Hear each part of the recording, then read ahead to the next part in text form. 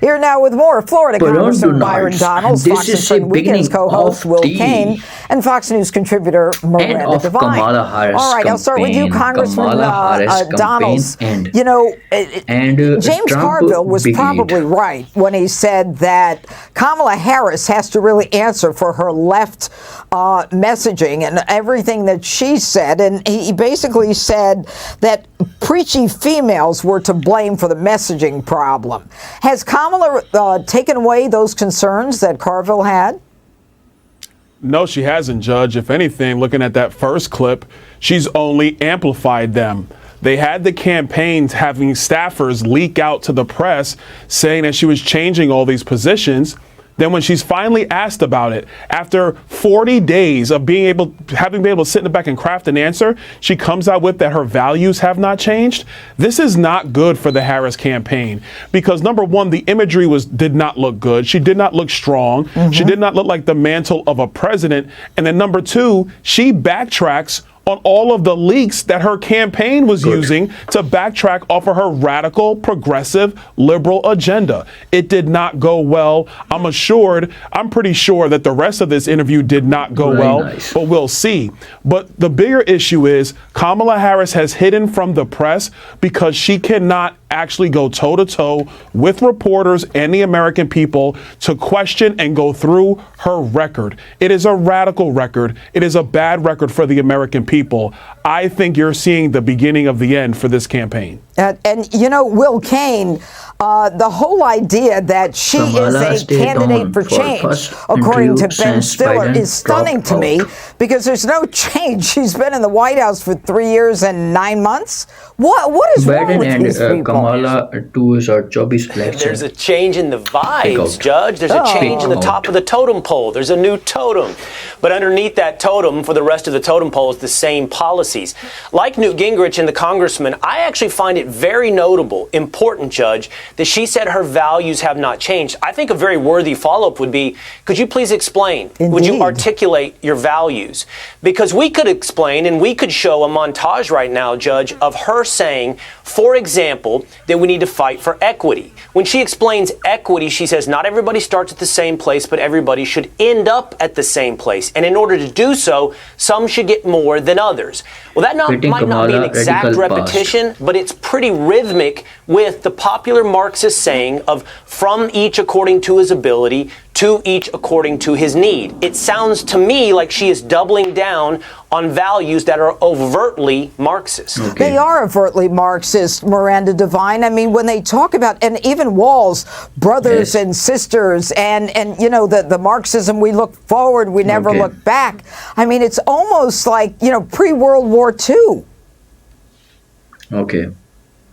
Yes, it is, Judge. And look, the entire way that they're running her campaign is very communistic. It's very top-down control and a lot of brainwashing and lying and pretending that there's joy out there, when really the news that's filtering through from Harris campaign headquarters is that it's just full of confusion. There's competing priorities. You have you know, people from her old loyalists from her disastrous 2019 campaign. You've got the old Biden campaign loyalists who she kept on. And then you've got this new Obama team coming in, the old Obama 2012 crew like David Plouffe. And they're not meshing together. They all have completely different priorities. And the real problem is that you have a candidate who cannot make up her mind. She is insecure and indecisive. And, you know, it took her 40 days to figure out which sycophantic media outlet she was going to give this pre-recorded 18-minute interview. I'm sure it'll be her only one of the campaign. And even then, she had to have her wingman, as you call him, emotional support partner, Tim Walz, by her side. And as Byron said, the optics were just shocking. She was dwarfed by them. I think she was looking for the CEO in command look, but it didn't work. No, not at all. Not at all. And Congressman Donalds, I'll go back to you. You know, it's not just the Obama campaign, the Biden campaign. the Harris campaign, or people, Kamala like Harris. 92% of the people who worked in her office left. But you've also got Mark Elias from the Steele dossier days. And, you know, it's almost as though her campaign is reflecting, in terms of it being chaotic and disorderly, the candidate herself as a person who is not being asked follow-ups and is not clear on what she believes in.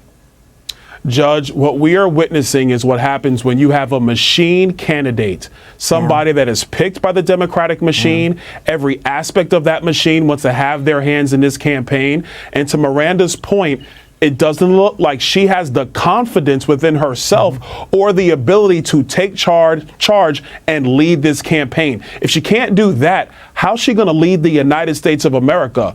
Contrast that with Donald J. Trump. Judge, I can assure you, he's in charge of that campaign. Everybody has their job, but the buck stops with him. He makes the decisions and they move forward. But that's why we were so successful as a country, because he is take charge. He is a leader. This interview already is demonstrating that she is not. I mean, Dana Bash might be 5 feet tall, and she looked bigger than Kamala Harris tonight. Yeah, she looked much bigger. And, you know, Will, I'll go to you. I think there's something like 67 days. It took her 40 days. It's like she was in the desert for 40 days, wringing her hands, trying to figure out, oh, my gosh, who should I have do the interview? And I'll bring my wingman with me, and there won't be enough time, and we can edit it. Nobody's talking. We haven't seen the edits yet. But is there enough time to overcome this joy and lunacy of a change? So much pressure is going to come down to that debate, because I don't have much faith at all that the press will be able to pull her out of that manufactured AI candidate, stage managed version of Kamala Harris, the real version that we saw windows of, glimpses of for the last 4 years. Somebody that does not think on their feet and does not have depth when it comes to the issues. So if I can't count on the press to give us that authenticity, the only real opportunity does come down to that debate for Donald Trump. And hopefully we're not limited to one debate, but that's the best chance to see the real Kamala. And, you know, Miranda, you talked yesterday, you were speaking about Zuckerberg. Zuckerberg has made the decision that he's not going to give $400 million in bucks, and, you know, he's not going to be subject to any kind of intimidation like the intimidation from the Biden-Harris campaign. What do you think that signals in terms of this election? Kamala, very smile.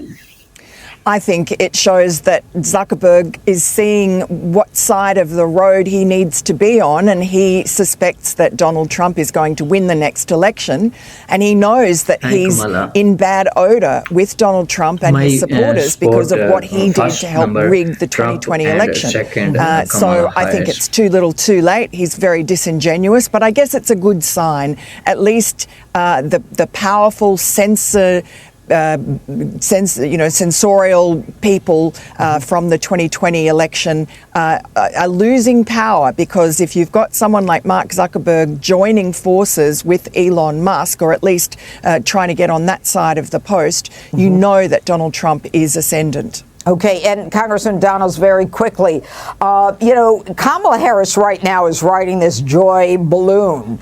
At some point, it's gotta start leaking. I mean, you know, there are leaks coming out of the campaign, but how long will she be able to withstand the kind of pressure that she's going to be under, not so much from the press, but in terms of the campaign itself? Not much longer, because the demands and the expectations are only going to rise. As we watch this full interview, if this thing doesn't go well, there's going to be calls for her to step out and do more. The debate, all the pressure's on Kamala Harris, not Donald Trump. We know who Donald Trump is and what he's going to do. She has to demonstrate the stature, the competency, and then the ideas to be president of the United States. So I think you're going to see more out of this campaign as things trend downwards for Kamala Harris. And quickly, Will Kane, you know, it's kind of tight right now. What do you think is going on?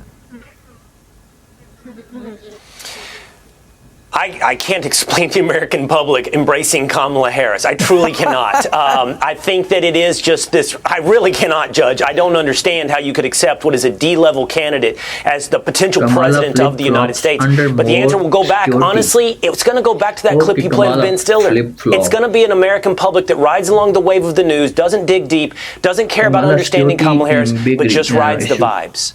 Yeah, and Miranda, do you think that in Pennsylvania, when she says, she hasn't talked about fracking. She hasn't talked about explaining away, unless, it's in this 18-minute interview, like, why did you change your mind? I'm happy your values are the same, but your values are not the values of the people in Pennsylvania, a state that you need to win.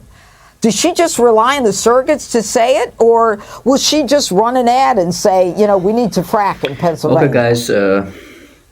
We will win. Well, I don't next think we can election. rely, Those are as obvious. we've just been saying, and Will just mentioned on the media, to actually hold her feet to the 21 fire. please subscribe So, channel. but I do have